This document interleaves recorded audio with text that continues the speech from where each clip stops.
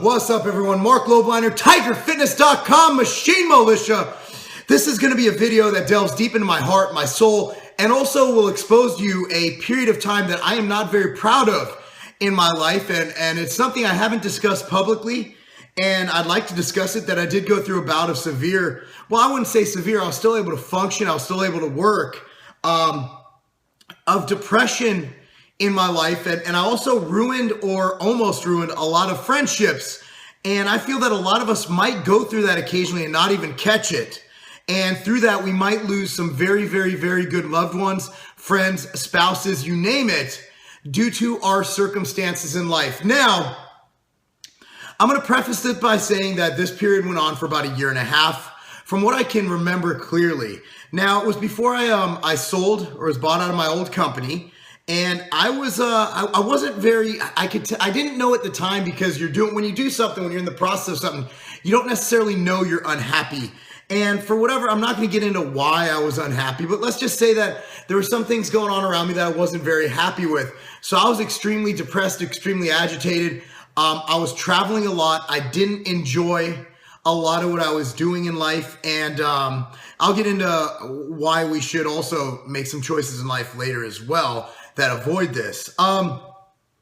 So essentially, it all came to a boiling point. We had a photo shoot, and Lane was there, Paul Revelio was there, Rob, Derek, and you know, you've probably seen, there's a photo shoot of me just grainy and nasty, and I was also in the middle of prepping and doing shows, which compounded the fact. And I remember that, especially to Paul Revelio, who's one of my best friends, that I was a dick.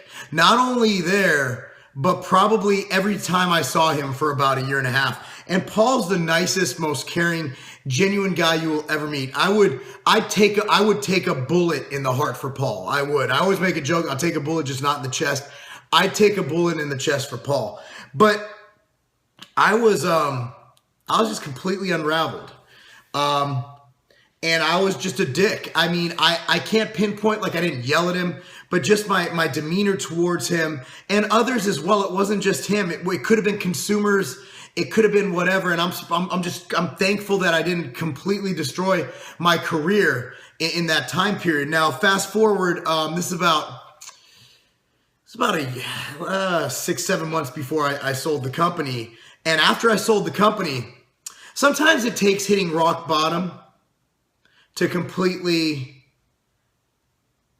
change. And I'm going to try not to cry, because this was really an area in my life that I'm not very proud of. In that, after I sold the company, imagine that for years you identify as something. My car said Extend on it. You know, it was like I identified through a brand. And I immediately after that, I mean, I went through an elation period where it's like, hey, you know, I'm moving on doing this. And then all of a sudden I had fear. What happens if I can't make it? What happens if I don't do it again? And I found myself sleeping on the couch all day. I found myself, and I got another job in that period of time. I started MTS Nutrition, you know, but during that period I was going through, and I kept it inside. I internalized it.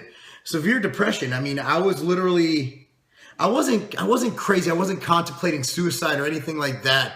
But I was treating my wife. I wasn't a good dad. I was probably more of an asshole to my friends, my good friends. Like at that time I had Van and all those guys who were friends. And I was a dick. And literally one morning I woke up and I realized how much of a dick I was, how bad of a person I had been. And first thing I did, literally imagine waking up one morning, and it's a step in the Alcoholics Anonymous process. First thing you do is you go apologize to all the people you did wrong when you were an alcoholic.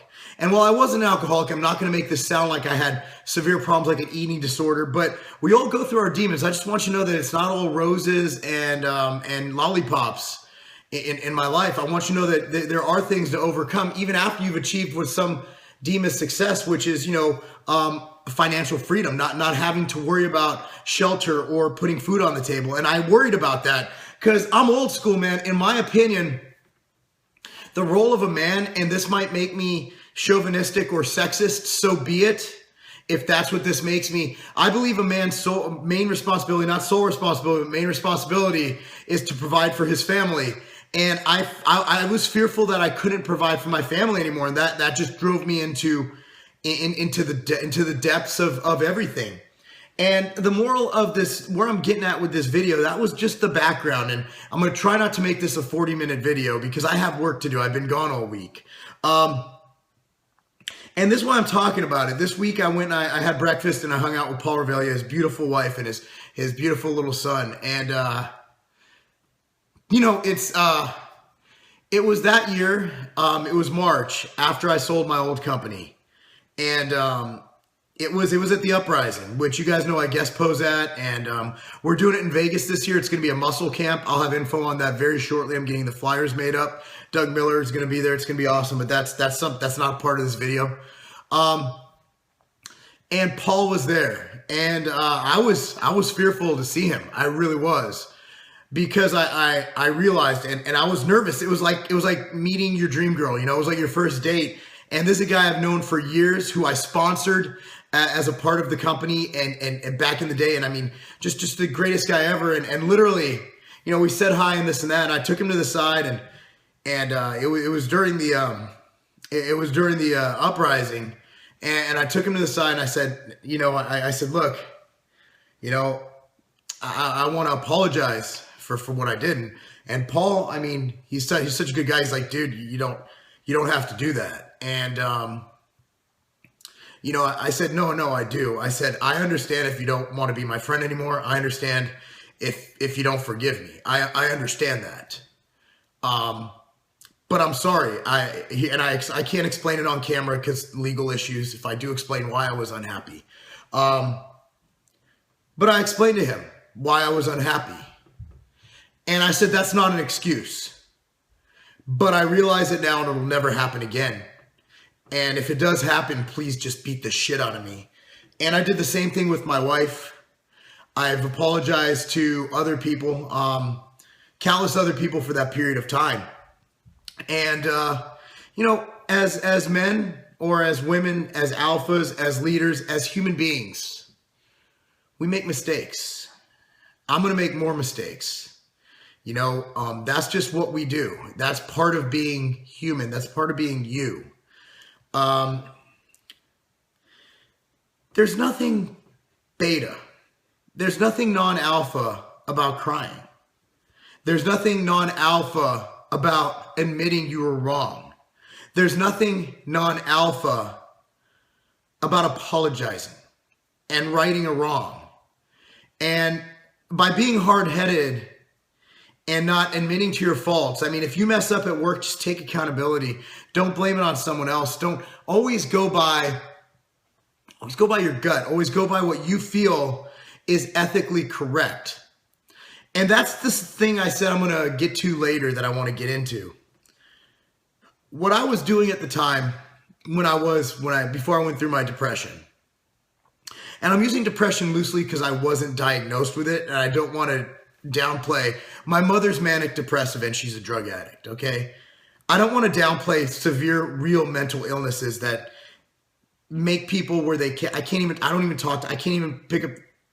can't talk to my mom anymore. She's so mentally ill, okay? I mean, I have to keep her away from my kids, in my opinion. I don't want to downplay depression. I don't want to downplay and think that I have real issues, because I don't. I'm very blessed. I'm very fortunate to have the wherewithal I have, to have the physical attributes I have. I'm extremely blessed. I'm extremely fortunate. If you're in a situation, if you're in a job that's causing you, a job or a relationship, or even a friendship that's causing you to destroy every single other area of your life, it's not worth it. You know, it's not worth it. I don't know where I'd be at right now mentally if Paul wouldn't have forgiven me, and if other people wouldn't have forgiven me.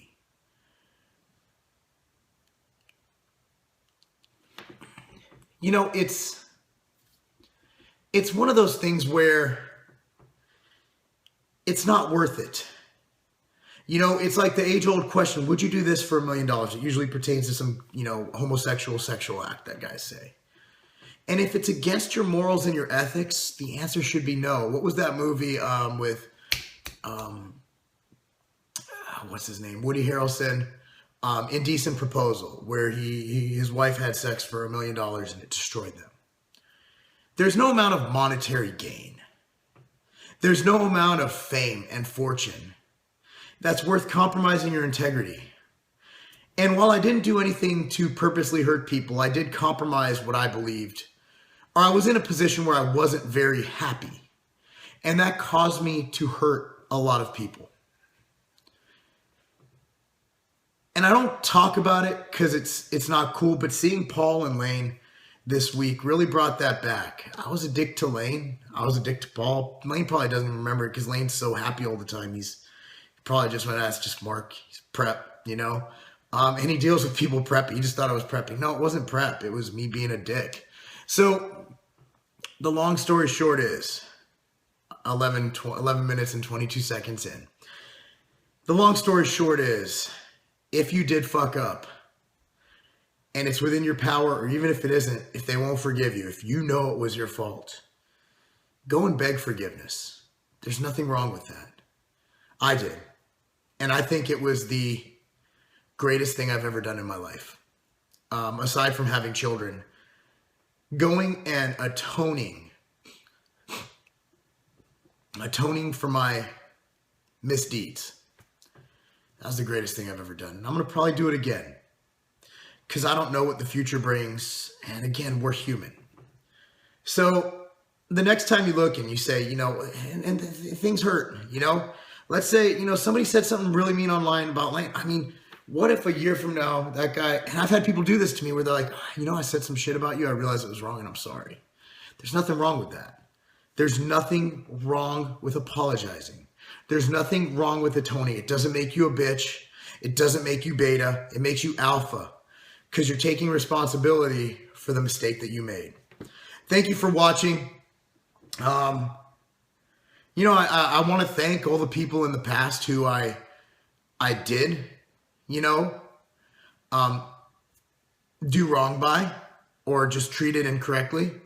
I want to thank them for forgiving me and giving me a second chance. And in the last 3 years, I'm in a position where I'm happy. You know, I have the best business partner in the world in Chad, CEO of Tiger Fitness. You know, I've become really good friends with our, you know, Steve. Everybody at Tiger Fitness I consider a close family friend, if not family. And the people around the industry I work with, Mike Rashid, Sean Torbody. I mean, those guys, I'm very blessed to have these people by my side. Big J, man, Big J is, I can't describe how good of a person he is. And I wish you guys could get to know him like I know him and how trustworthy, loyal, and just a great man he is.